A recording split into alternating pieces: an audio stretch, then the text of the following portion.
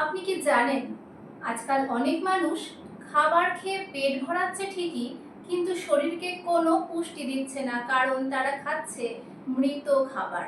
শুনতে অদ্ভুত লাগলেও আয়ুর্বেদা বা ন্যাচুরোপ্যাথিতে একটি ধারণা আছে, লিভিং ফুড ও ডেড ফুড। লিভিং ফুড হলো সেই খাবার যার মধ্যে এখনো প্রাণ অবশিষ্ট আছে। প্রাকৃতিক পুষ্টি, এনজাইম, ফাইবার এবং জীবনী শক্তি এখনো তার মধ্যে অটুট আছে, যেমন তাজা ফল, সবজি, অঙ্কুরিত বীজ, বাদাম এবং কম প্রসেস করা খাবার।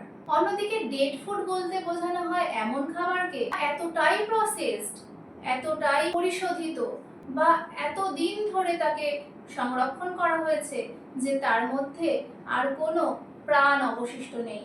তার প্রাকৃতিক গুণের সবটাই হয়তো নষ্ট হয়ে গেছে, যেমন চিপস, সংরক্ষণ করা fruit juice, soft drinks, cake, instant noodles, cookies এবং প্যাকেটজাত আরো অনেক খাবার। এখন প্রশ্ন হলো, এটা কি শুধুই আয়ুর্বেদা বা ন্যাচুরোপ্যাথির কথা?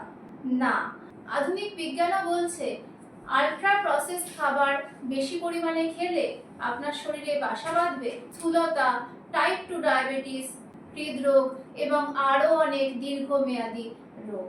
ভাবুন তো, আপেল গাছে আপেল হয়েছে, আপনি সরাসরি সেই আপেলটা খাচ্ছেন, আর একদিকে সেই আপেলকে ফ্লেভার দিয়ে চিনি, প্রিজারভেটিভ মিশিয়ে প্যাকেটজাত করে বিক্রি করা হচ্ছে। দুটোই কি সমান হলো? ক্যালোরি এবং নাম হয়তো একই থাকতে পারে, শরীরের ভিতরে যাওয়ার পর শরীরের ভিতরে তার প্রভাব একই হবে না। আয়ুর্বেদে বলা হয় তাজা জীবন্ত খাবার শরীরের অগ্নি বা মেটাবলিক ফায়ার এবং হজম শক্তিকে সাপোর্ট করে। অন্যদিকে অতিরিক্ত প্রক্রিয়াজাত খাবার শরীরে অথবা অপাচ্য বর্জ্য জমাতে সাহায্য করে।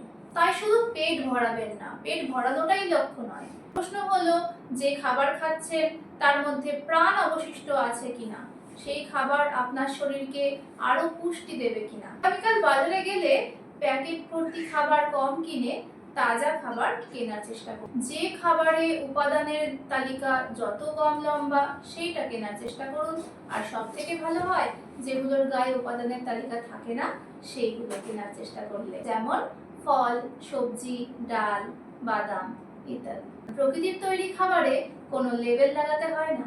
আর একটা কথাও মনে রাখবেন, সব খাবার ক্যালোরি দিতে পারলেও সব খাবার কিন্তু কোষে জীবন দেয় না। খাবার দাবার ও লাইফস্টাইল সংক্রান্ত এরকম তথ্য জানতে চাইলে সাবস্ক্রাইব করে রাখুন, আর এই ভিডিওটা ভালো লাগলে লাইক করুন।